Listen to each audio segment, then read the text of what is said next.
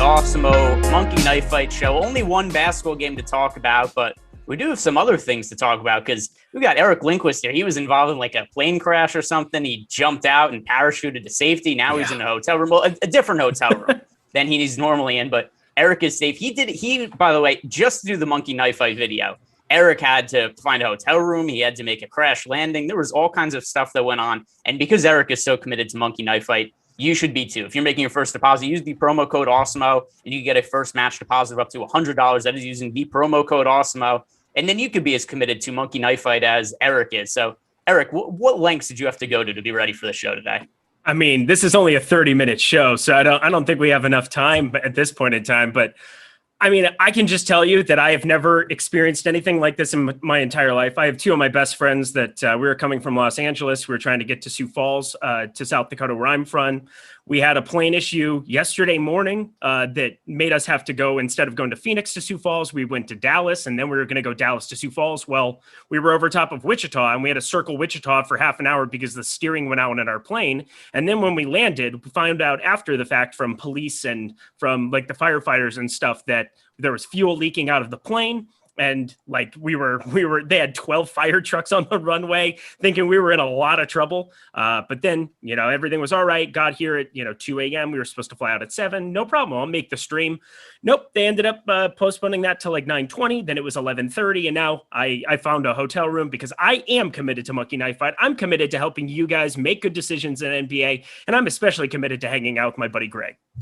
Yeah, and most importantly, like I said, we're giving you out the best information we have on Monkey Knife Fight. If you're making first deposit, use the promo code Awesemo, get a $100 match deposit. That is promo code Awesemo. So let's just start. We only have one game to talk about, so there's not all that much going on typically, except we do have a pretty key injury today, which is Michael Porter Jr. He is questionable to play tonight officially. It does seem like he's more likely to play than sit, but let's go through some of the scenarios here. First of all, do you expect Michael Porter Jr. to play? No, I don't. Oh, wow. So I've been going back and forth on this a little bit. This is if it was anything other than back, if it was not the word back specifically for Michael Porter Jr. So in 2018, he fell all the way down to, I believe, 13th or 14th in the 2018 NBA draft.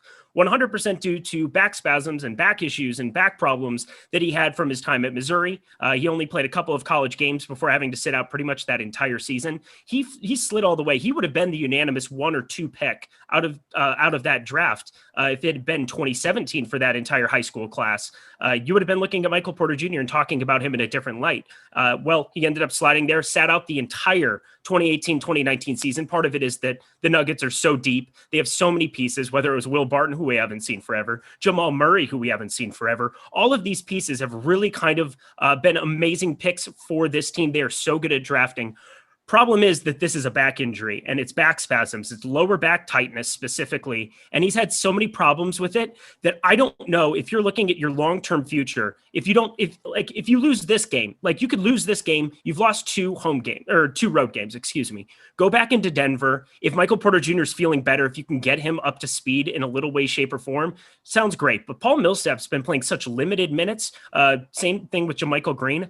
I find it difficult to believe that if I have part of their future is Nikola Jokic and Michael Porter Jr., that I'm going to risk that on a game 2 that I might lose anyway. Yeah, and then I think if we look at some of the history of Michael Porter Jr., he had a fairly significant back injury that led to back surgery. And by the way, one of the reasons he fell so much in that draft was there were certain teams who the medical staff said he will never step on an NBA court. There was teams who said, do not draft him. He is way too big of a medical red flag. And even as a prospect, there have been times that for sure I've been too low on him. I actually way too low on him basically throughout his career because I've always assumed he wasn't going to be able to stay healthy. And we'll see. Maybe, he's still young. Maybe he'll end up getting injured at other points in his career. He's been terrific. So I hope that's not the case. But before we actually start talking about some of these individual props, under the assumption that you're assuming right now that you think there's a good chance he doesn't play, how is that going to approach some of the props that we look at on Monkey Knife Fight? So I got to assume that we're going to be taking some overs on some of these other pieces that might be the Paul Millsaps or J. Michael Greens, or, just like kind of looking around books on Odd Shop or looking at other places. Like, I feel very confident that on Monkey Knife Fight, where it's prop-based games, we're looking at finding opportunities to play more, play less, do the different things that we need to there. I'm kind of looking at taking some mores on some of these other plays, just under the assumption that we're going to be losing a guy with 25% plus usage, a guy with a high rebounding rate. Those are the two things specifically that I'm trying to target: more points, more rebounds for everybody else to go around. Yeah. And I mean, we could start right there with the first more or less, because it's going to, I was going to say we could start with one that involves a Denver Nuggets player, but they all involve a Denver Nuggets player. But I think so.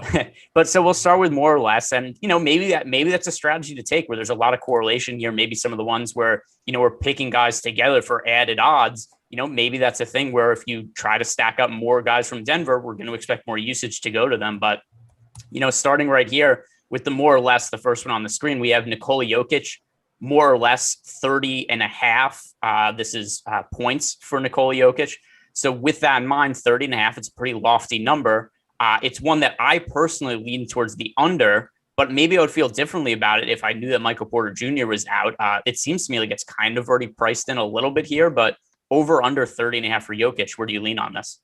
I mean, I'm probably going to be leaning under either way. That's kind of the way that I felt about the adjusted line with Donovan Mitchell yesterday as well, where you got Mike Conley in, and I was looking at 28.5, which is what that was sitting at for a long time. And I was like, Mike Conley is in. I want the under on that very, very badly. Well, we didn't get that news, and it ended up being the reverse. I think we're going to have plenty of heads up here on Michael Porter Jr. Yeah. Oh, I like the chuckle. A little bit of a reverse, just 45 or 47 or whatever he ended up with, a little bit of an over. But I think it's kind of the same spot where I think it's kind of more of a stay away for me than anything. You might be leaning a little bit on the over in the event that you don't get Michael Porter Jr. I will say that Jokic has been shooting the ball a lot more than kind of what I expected out of these playoff series. He went on a more streak, should I say, on the last series for a number of those games, putting up 30 plus a number of times. So 30.5 feels like an inefficient number, but I still think that I would want the under on it with Michael Porter Jr. in, and maybe closer to stay away, or maybe a more in the event that you get Michael Porter Jr. out.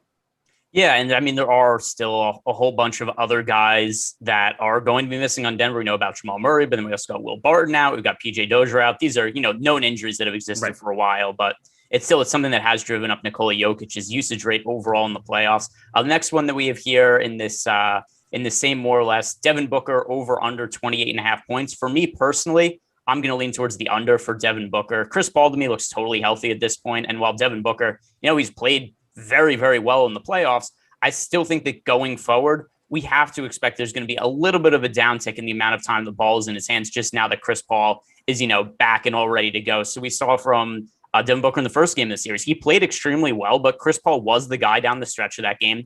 Devin Booker ends up scoring 21 points, has a 23.8% usage rate. The line is about fair. I just think that it's probably about a point or two too high. So with that in mind, I lean towards the under for Devin Booker. Eric, how do you feel? And is the health of Chris Paul impacting your decision at all here? Yeah, so one of my favorite things about game one, I write the prop report where I talk a lot about other plays, and I felt very, very good that the other pieces on the Suns were going to score a lot more points than what those numbers were in game one. And the main reason is that they played the Lakers in the first round. And so you're basically looking at, I think it was the same thing with Vegas, where you had like a 6-game sample against the Lakers. They were only averaging 104 points per game in that series. This is a big defensive difference. I mean, the number one defensive efficiency team, and as bad as the Lakers were offensively, they still were very stout defensively within that series. Devin Booker got there in a number of ways, but I felt like because of the poor defense around, that it wouldn't be centered only around Devin Booker in this series, that it would kind of spread the love. Now, Mikal Bridges, I didn't think he was going to go completely nuts the way that he did. I didn't know Chris Paul was going to go on that fourth quarter run that he did. I think everybody started playing better, but I think that that's what you can kind of see from this Suns team going forward. We saw in the regular season against other good teams, and it can be a matchup thing where Devin Booker just got his in that first round series. But we saw so many times in the regular season Devin Booker take a back seat compared to what we expect Devin Booker's production to be. So I'm also shading on the under here. I feel like less than is another good spot to be going to, and glad you feel the same way. Yeah, so moving on here, we have the rapid fire. That is the next one over to the right. And look, for points, we've got Nikola Jokic versus Devin Booker. I don't think we have to really rehash this. It's going to be a lot of what we just talked about, but the rebounds one here is a little interesting. So we have DeAndre Ayton versus Michael Porter Jr. Michael Porter Jr. getting 3.5 rebounds in this matchup. Now, if Michael Porter Jr. ends up sitting, this is going to get voided. So we're only really talking about a scenario where Michael Porter Jr. ultimately ends up playing. Now, even if he plays, I think there is a chance that he's going to be limited. And then also, we've seen DeAndre Ayton through the playoffs have a lot of success. He did have success in the first round of this matchup, or the first game of this matchup against Nikola Jokic. 3.5 rebounds. Just given that I think there's a chance that, maybe Michael Porter Jr. plays and is a little bit limited, maybe isn't totally 100% healthy. Maybe they cut back his minutes by a couple or something like that. I'm going to side with the Ayton, even though it's 3.5 rebounds. It is quite a spread, but, Ayton's look good in the playoffs. Agreed. And yeah, you're getting a limited. I can't imagine Michael Porter Jr. is going to go out and play the minutes that he has in the other, throughout the rest of this playoffs. I'm right there with you in that assessment. Going through his game log. I mean, we had 31 minutes there. Didn't end up playing that last portion of the fourth quarter up against Portland. 34. He played 48 minutes on the 1st of June. There's a lot of issues that I see going up against Ayton there. I love targeting that prop as well. All right. Next, well, this is going to be a tough one. We are going to be trying to predict triple doubles here. Jokic easily the most likely player to get a triple double. Beyond that, Eric, I think that we're both going to agree there's nobody else who's excessively likely to get triple double outside Nikola Jokic. But just for fun here, let's predict which player do you think is most likely on this slate to triple double who is not Nikola Jokic? Well, on a one gamer, probably going to be Chris Paul would probably be the one that I would have to say, just because the assist rate can get there in a meaningful way. I would say the third is Michael Porter Jr., but I don't think that that's something that I'm going to be targeting by any means. But if you want to try to take the more than 0.5 on the 1.25 back your money, I mean, that pot is up to $11,500. It goes up $500 each time. I think it's better on Monkey Knife Fight to be targeting that with 2 game slates at least. Give yourself a little bit of a realistic chance. Capturing 3 triple doubles in a game is absurd. And I can remember Bradley Beal and Russell Westbrook. I think they did it one time in the same game. And I can't remember. I think somebody got close on the other side of it. But I think you're looking at those 2 gamers being the opportunity to really go after it. But today, I think it would have to be Chris Paul. What do you think? I guess. I mean, I don't think. I don't have a. He's not going to. But he's not going to get a triple double tonight. But is he more likely to get a triple double than everybody else who's Nikola Jokic? I guess, just because.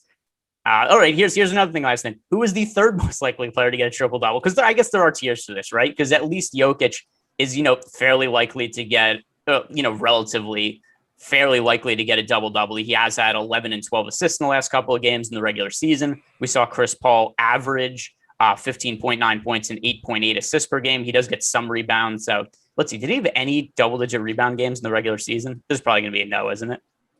He had one. All right. He had one. Yep, he had one. We got so excited to find one. That was great.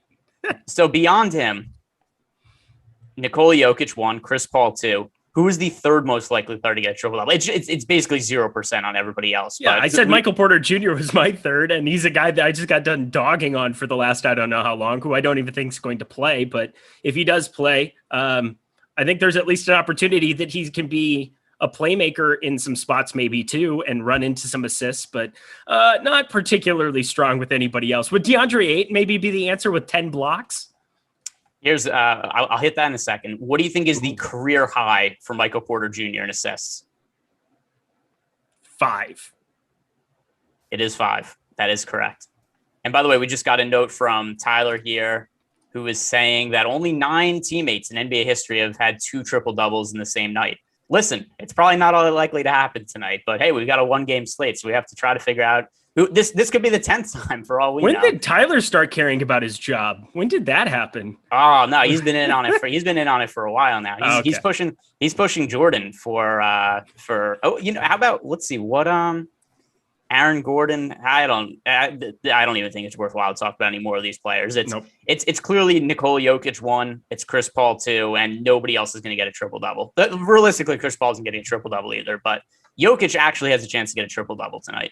Yes, he does. And so, yeah, that would be I would do the 0.5 or nothing. But doing the 1.25x on your multiplier, that still gives you access to try to win the entire pot. So if you want to go Jokic there as your guarantee, as somebody who's the most likely, put the $5 in there. It has to be a minimum $5 bet to be able to go for that 11,500. But absolutely love that play. All right, the fantasy challenge here. Let's see. Let's just click on a couple of random players here. Draft a player to exceed fantasy points goal. So let's bring up Michael Porter Jr. now, just because he is somebody who we've talked about a little bit today. It would help if my computer was working right now. But all right, so Michael Porter Jr., Nikola Jokic, Chris Paul. Pick those three for right now. And those three combined, I just took them to the first three on the board. It is the goal for 1.5x, 141.5, for 2x, 148.5, for Chris Paul, 155. Actually, let's take Michael Porter Jr. off the board because we already talked about him. We think he's not going to play. Who are three players? Just give me three names for today's game that are overall interesting fantasy options to you. I mean, Jokic, Booker, and Paul. So one of the beautiful things also about playing on Monkey Knife Fight is you're not playing peer-to-peer. You're able to kind of just it's you versus Monkey Knife Fight in a lot of ways. You're able to play a heads up with them. So you don't have to like try to get so contrarian. You don't have to try to target a Facundo Campazzo or a Monte Morris, who, has been putting up 40 plus a number of times, but had maybe the most horrific shooting game of all time last time out, 1 for 10, I know from the field, but Nikola Jokic, Devin Booker, Chris Paul. I think it would be some combination of those three. Possibly DeAndre Ayton would be the other one who would swap out for Chris Paul, but I think Jokic and Booker would have to be in anything you did for an over for the fantasy challenge today. All right, I'm going to put together a couple of different names here. So let's just pull these guys out. Who are the players that you think benefit the most from Michael Porter Jr. being out? Paul Millsap is number one. Paul Millsap has to go in number one. All right, so we'll go Paul Millsap. You see what I'm going here, right? With trying to find a correlation then. All right, so Paul Millsap. Let's see, who else? Aaron Gordon. Right, because Aaron Gordon, his minutes are all over the place, but we've seen him be a good fantasy producer in the past, and he's somebody who would likely stand to gain extra minutes. And then we do have to pick one player from at least two different teams. So we've gone Aaron Gordon and Paul Millsap. And then, do you think there's any player on Denver that would benefit in any? I mean, from Phoenix, who would benefit in any sort of way from Michael Porter Jr. being out? I mean, Michael Porter Jr. has been a better defender. I mean, he was guarding Damian Lillard for parts of that Portland series. He was actually not as atrocious defensively. They realized that just put a bigger frame on a smaller dude because he was not doing very well against like-sized dudes. I mean, Michael Porter Jr. is a lot bigger than people think he is. Like, he's a big body out there. But terrible defender historically, much better this year. But I got to think that it's going to be a better defender coming off the bench, whomever that would be. J. Michael Green, Paul Millsap, both better net defenders than what one Michael Porter Jr. would be. So possibly Mikal Bridges, who got all the looks in the world last time out. Jay Crowder, also going to be shooting the three at will. I would say both of them would probably benefit a little bit, but tough to want to go too nuts with them. But I put them in the pool. All right. Yeah, never. I thought this would scale based on the quality of players, but it doesn't. So you just pick the best guys anyway. I thought maybe that we would get, like a lower target number if there was Paul Millsap and Aaron Gordon, but whatever. I misunderstood how that works. So not the case, but the guys we just want to go here would be Jokic, Booker, boom. Yeah. Jokic, Booker, and Paul. Those would be the guys. So, all right. Moving on to the next, more or less, we have Nikola Jokic. We've already talked about his points, but DeAndre Ayton. Why do I call him DeAndre Jordan? DeAndre Ayton, who, by the way, looks incredibly old in his picture on Monkey Knife Fight. He's an older looking human being, but I mean, he's got a lot of Greg Oden face going on here. But DeAndre Ayton, over under 10.5 rebounds. We talked about his rebounds earlier relative to Michael Porter Jr. I'm personally over that number on DeAndre Ayton. We've seen him play, a little more consistently in the playoffs. Also, the minutes have been more substantial. The other thing also is they really need him to match up against Nikola Jokic. So we saw 36.5 minutes from DeAndre Ayton in game one to play against Jokic. That's more than he played in the tail end of the last series. And the other thing also to keep in mind, the Nuggets won the game by 17 points. He potentially could have played. I mean, the Suns beat the Nuggets by 17 points. He potentially could have played more had that game been more competitive. So give me the over on DeAndre Ayton at 10.5. Do you have a lean on it?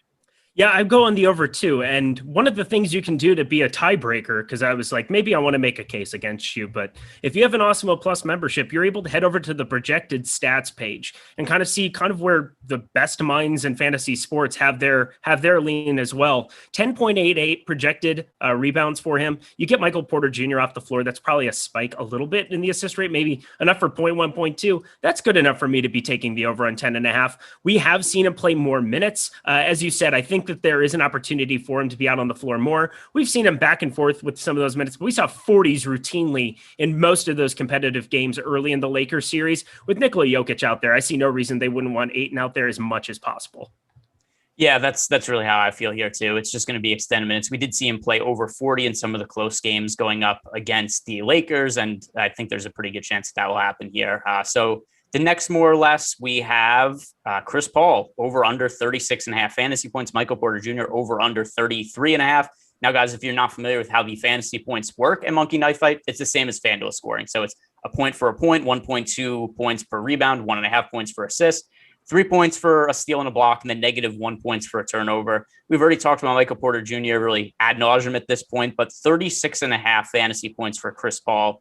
Keep in mind, this is the same as FanDuel scoring. Is that a number that you are above or below, Eric? I think I'm going to be a little bit above it. And I'm starting to become bullish on Chris Paul as this has been going across. And it's not just the game 4 where we saw him kind of emerge to be more effective.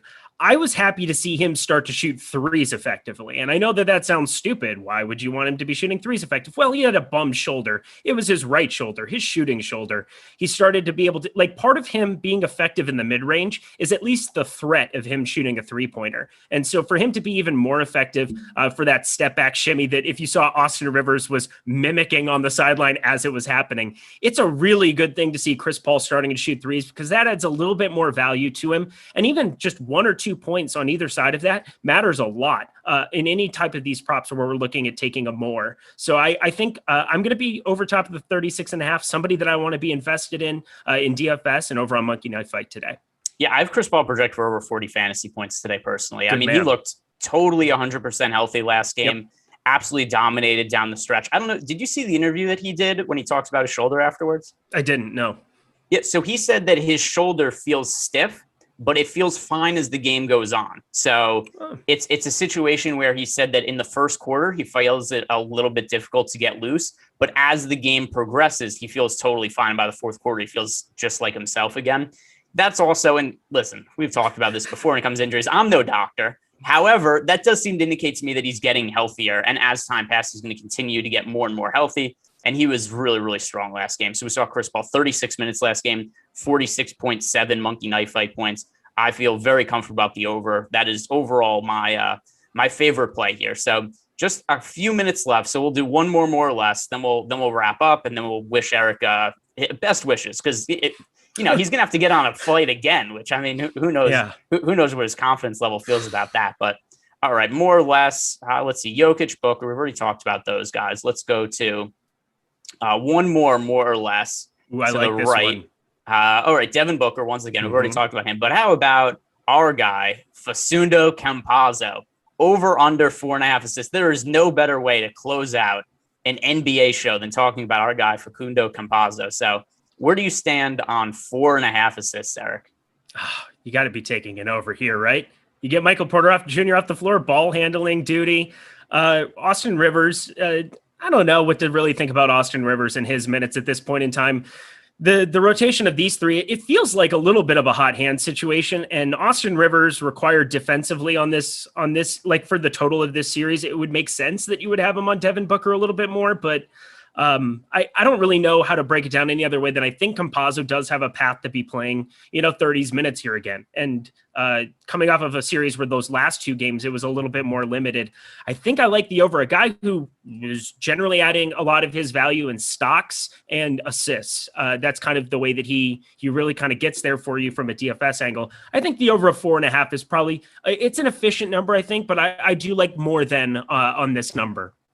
All right, so I'm going to wrap it up by saying this. Facundo Campazzo, the most important player on the entire Monkey Knife Fight site today. He played 36 minutes last game. The minutes waned a little bit towards the tail end of the Portland series, but, every series we've seen different rotations. We saw Dario Saric was not part of the rotation for the Suns last time out, ends up in the rotation for this series. And, it could be something similar with the Nuggets and what they're doing with Campazzo, because Campazzo 36 minutes last game in the final 2 games against Portland. He played 23 and 21. So Campazzo to me looks like he's going to be more of a core part of the rotation this series. I think they really liked Austin Rivers guarding Damian Lillard in last series. Not something that's really of a concern here. So Facundo Campazzo, give me over 4.5 assists. That is going to wrap it up for us today, guys. Follow me on Twitter at Ehrenberg DFS. Follow Eric at Eric Lindquist. And also, most importantly, head on over to Monkey Knife Fight, make your first deposit. Use the promo code Awesemo for a $100 match deposit. That will do it for us, guys. Tyler, play the music out.